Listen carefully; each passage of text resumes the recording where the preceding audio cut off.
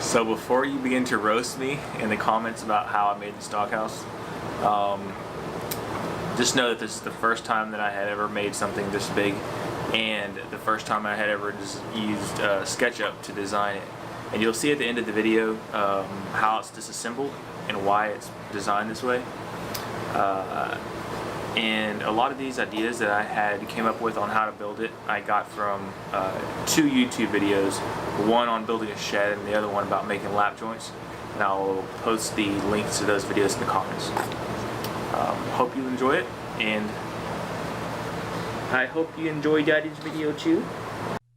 I first started this project by measuring and cutting all the treated 2x4 pieces that would go under the subfloor of the deck pieces.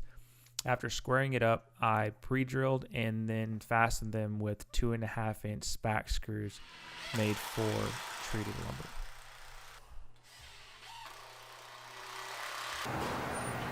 When it came to setting the 2x4s in the center, I just measured from the last 2x4 and then pre-drilled the screws to hold the board in place before fastening it.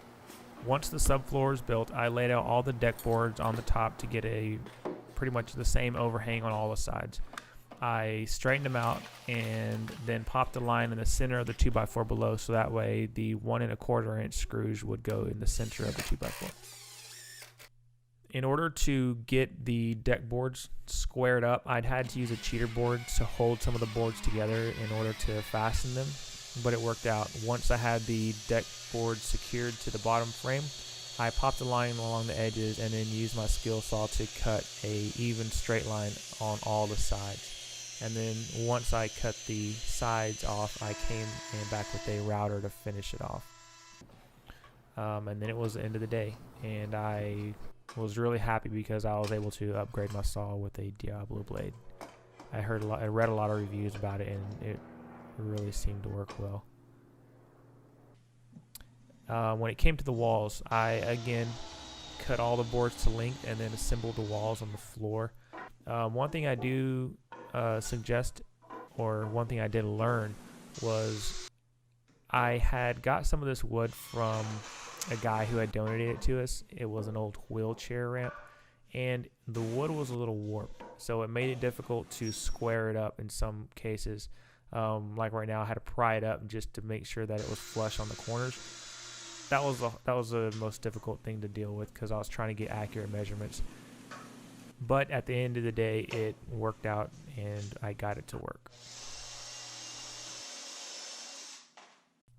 When it came to cutting the top of the 6x6 that would make the angle for the roof, I did have to watch a few YouTube videos to try and figure out how to do this. I think I got it right, and once I kind of figured it out, it became super simple. I used a saw to cut through the top of the board, and then I had to flip the board over and cut the other side. After cutting both sides, then I came back and cut the remainder off with a handsaw to finish the cut, but it turned out pretty good. After getting all the walls assembled, I didn't like the way this edge of the 6x6 looked, so I ended up routing all the 4 corners of the outside of the doghouse. I think it actually turned out pretty good, and then I called it a day. So I just got into start working on my project here, the doghouse.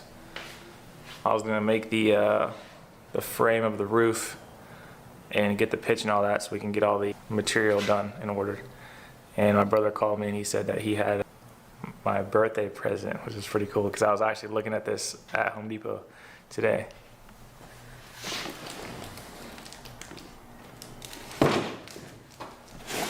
That's awesome. Thank you, bro. Got the roof built. When I cut these boards for the angle of the roof, I just used a 27-degree angle on top and then measured down to 36 5/8 and used the exact same angle for the bottom. And then I just split that angle at 1.5 inches. So to make things easy here, I went to Home Depot and purchased this cutting guide for the skill saw, and it really did help a lot. It made cutting this plywood straight really easy. After that, we marked the window for the back dual fan unit, and I used the jigsaw to connect all the cuts, and then came back with a skill saw to straighten out all the cuts, and then used the jigsaw again to get to the corners where I couldn't reach.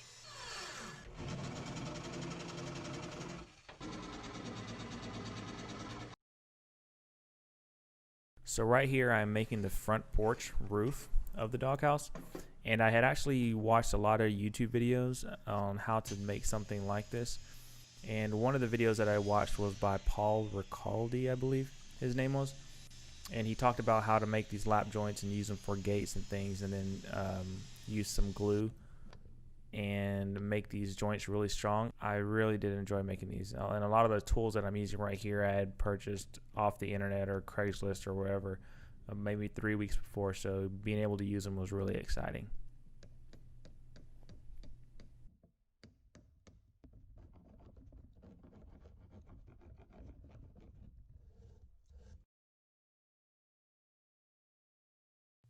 After making all the lap joint cuts, then I laid out the frame, used some wood glue, squared it up, and then pre-drilled and used 1-inch SPAC screws to fasten it all together.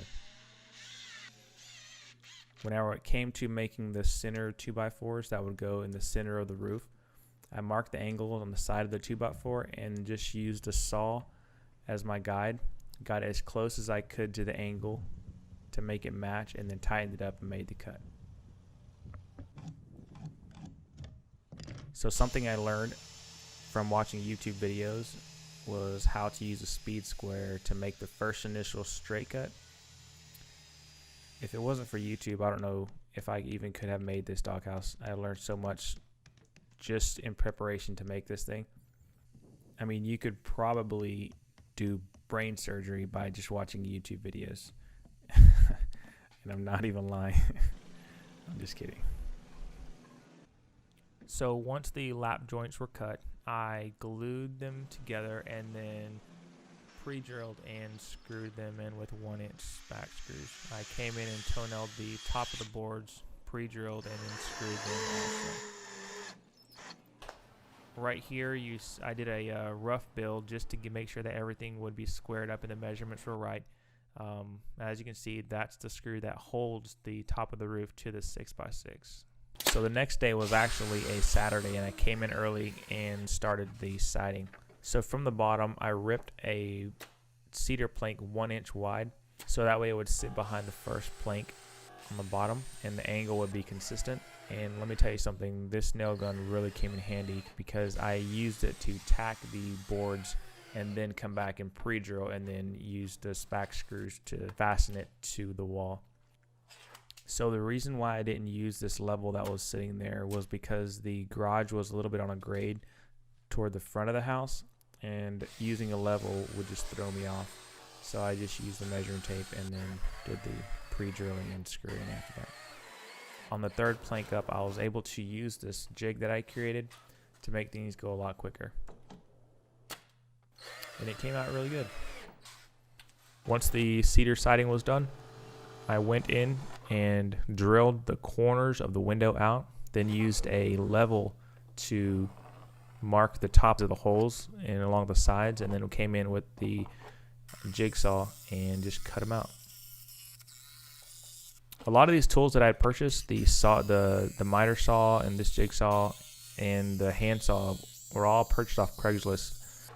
I got them all for about $200. It wasn't bad. When it came to the window, I made my cuts. It was made of 1x4, spray painted it, and then used some caulking along the edges. I finished this window last night, and pretty much I think I made a mistake though, because I cut the boards from this point here to this point here, and I should have overlapped this board right here so that way water couldn't get in here, but yeah, that cedar tan, and I did all the cuts right here, the edges there, all right here. Whenever it's installed, I'm going to set it in here and put this flashing over the top so that water won't go up in behind and get in between here where this plywood's going to be. And then once I get the window in there, I'm going to tack it in there and then seal it off with that caulking all the way around the edges. When setting the plexiglass, I laid it out, scored it with a razor knife, cut it with a jigsaw, and then set it on here, pre-drilled, removed it, cleaned off the excess dust, Came back with a screwdriver to hand tighten them because I didn't want this glass to break. And then after I set all the screws in, I came along the edges and then used some silicone. Turned out pretty good, I think.